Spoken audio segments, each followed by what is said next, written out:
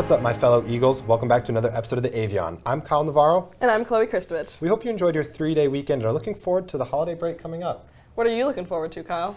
I think you already know, Chloe. Well, did you know that most sharks go through over 20,000 teeth in their lifetime? You know, I didn't know that, and that's a lot of teeth, actually, and a lot of braces for those sharks, too.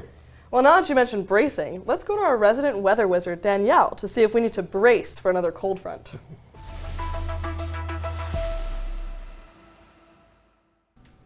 What's going on, Eagles? I'm Danielle Van Pelt. I hope you're having a great day and a great start to your week. Huge divide here in the middle of the country. A lot of these cold temperatures from the north are starting to make their way down more south. 67 in Daytona Beach, 52 Atlanta, 49 Oklahoma City, and all the way up here in Boise City, 39 degrees. We're definitely not going to be seeing 39 down here in Daytona Beach anytime soon. Hallelujah. But we're seeing great weather conditions. By the time you're watching this, or perhaps even when the show airs, right about now, we're seeing the mid to the high 60s, and of course, this is going to be progressing throughout the rest of the day. Around peak intensity time, 1 to 2 p.m., that temperature is going to be reaching the mid 70s. We're seeing plenty of sunshine today and this week, not much rain. Dew point is 51 this morning. It's expected to climb as well with the temperature, meaning we're not going to be seeing that much rain today. Winds are strong today, and winds are going to be pretty strong tomorrow. So for our pilots out there, take the necessary precautions, okay? 17 miles per hour north-northeast. I like to bring up the almanac. We don't have much of a big story today, but still it's important to look because I want to point out that record high for around this time of the season has been 87 degrees and the record low has been 36. Hallelujah that we're not seeing those type of drastic temperatures this week. Normal high, normal low for around this time of the season is pretty on par to what we're seeing, 77 and 58. But those what I would classify as great weather conditions where it's not too high and it's not too cold.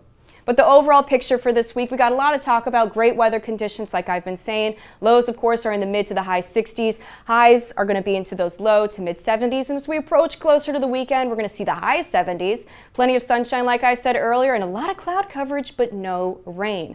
So honestly, Kyle, Chloe, make sure to take advantage of the beautiful weather that we're seeing now before it starts to get colder.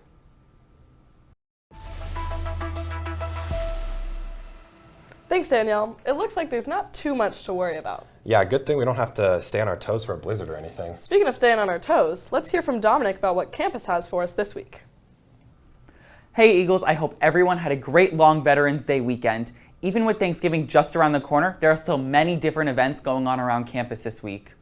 Starting off the week on Monday, the Aviation Professionals Collegiate Group will be hosting Flight Path to Success Republic Airways from 6 to 7 p.m. in the Student Union Event Center. This talk will feature Republic Airways pilot Bharat Lakshmanan and Ambassador Max Schroth in a must-see for aviation students interested in Republic Airways. Next, on Tuesday, Housing and Residence Life will be hosting All Around the Residence Halls from 3 to 4:30. Taking place on the new Res 1 basketball court and multi-purpose room, this event will help students celebrate and learn about the different countries and cultures represented on campus. This is a great way for all Eagles to broaden their horizons and learn a little more about the world we live in, and it seems like a highlight to me.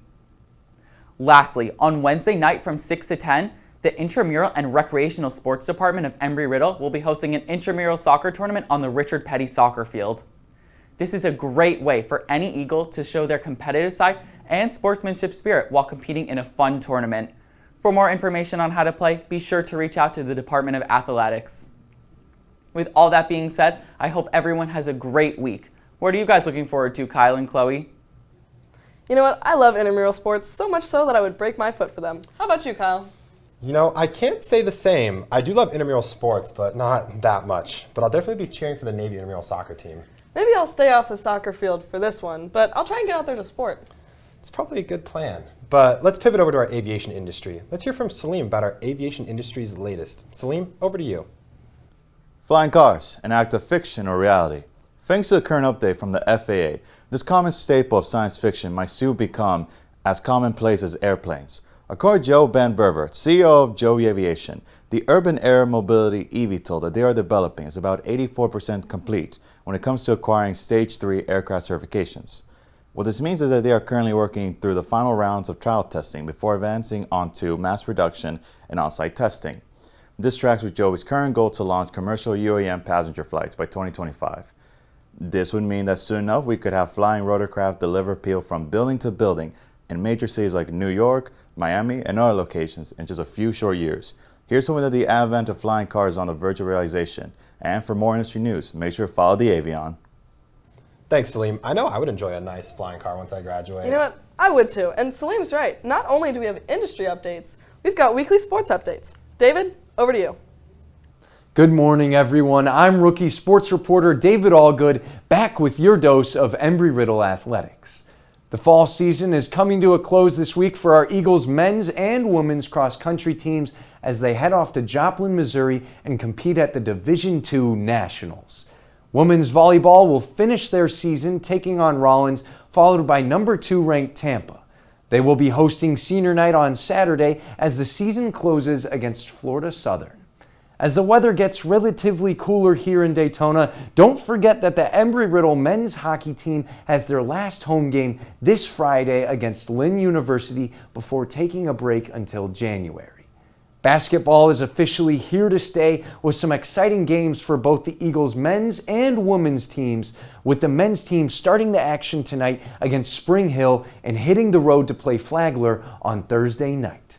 The women's team will go against Puerto Rico Rio Piedras on Wednesday night before their matchup on Sunday afternoon against Ave Maria. Off campus, the baseball offseason has begun after the Rangers took care of the Diamondbacks in 5 games to bring home the franchise's first ever World Series. In the world of motorsport, Formula One has an exciting race weekend planned to hit the famous Las Vegas Strip as drivers will race across the straights early Sunday morning. That's all for now, but remember, Eagles, Thanksgiving break and turkey legs are right around the corner. Stay grateful, Eagles. Well, well, well. Last hockey game of the season. I've got to be there this time. Chloe, you've been saying that for weeks, and I bet money you wouldn't be here for this one. All right, Kyle. I mean, you buy my ticket and I'll be there. Looks like I'll be out of money then, and time actually. Yeah, you're right. With that, I'm Chloe Kristovich. And I'm Kyle Navarro. Join us next week for another episode of the Avion. And remember, it's a great day to be an Eagle.